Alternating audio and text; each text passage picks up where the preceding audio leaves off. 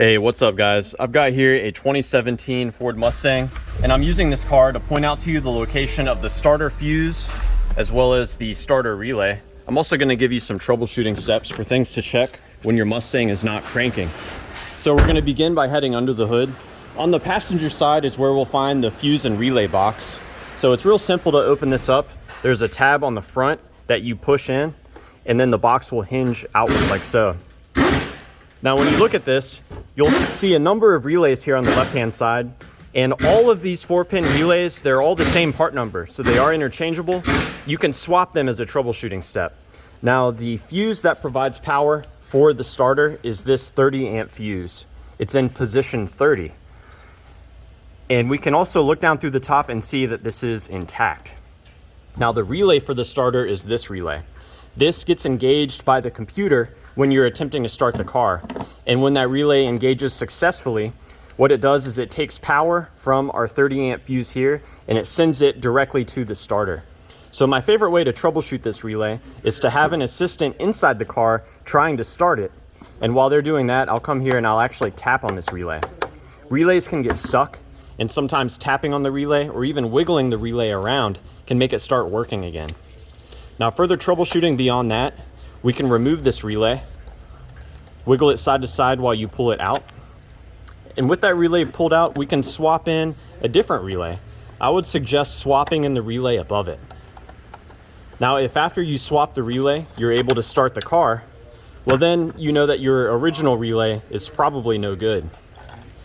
Now, another cool step we can do with the relay removed is we can actually manually send power to the starter motor, which should cause the engine to turn over. Now, before I show you this, I want you to be sure that your car is in park or neutral. And if you have a manual transmission car, make sure that it is in neutral with the parking brake on. Because when you provide power here, if your car is in gear, it will move. So you can actually manually send power to the starter by touching these two pins together.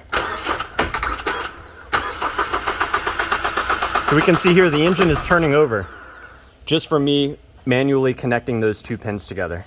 That's a great step to do just to see if your starter motor is working. Now let's get this reinstalled. There's one more fuse I want to show you. It's inside the car, and the role of this fuse is to provide power to the actual start button. So we can get to this on the passenger side over by the floorboard. So it's behind this cover here. We remove by pulling the front of it out, and then we have to push the entire cover piece up to unhook it from the trim. So these are the hooks here that we've got to get out of the trim. Now move that out of the way. And the fuse that we're looking for in here, it's fuse number 12, which is actually one part of a 2-part fuse. So it's a 7.5 amp fuse. I'll go ahead and pull it out for you. I've got it marked with red paint. So this is it right here. And it's actually the right side of this fuse. This is a 2-filament fuse. So there's actually 2 fuses in one. So pull that out, check it out. And it's the right-hand side that provides power to the start button. So yeah, I hope that this information was helpful for you, or at the very least a good starting point in troubleshooting the starter on your Ford Mustang. If you have any questions, I'd like to hear about it down below. Also, let me know if you have any advice, and thanks for watching.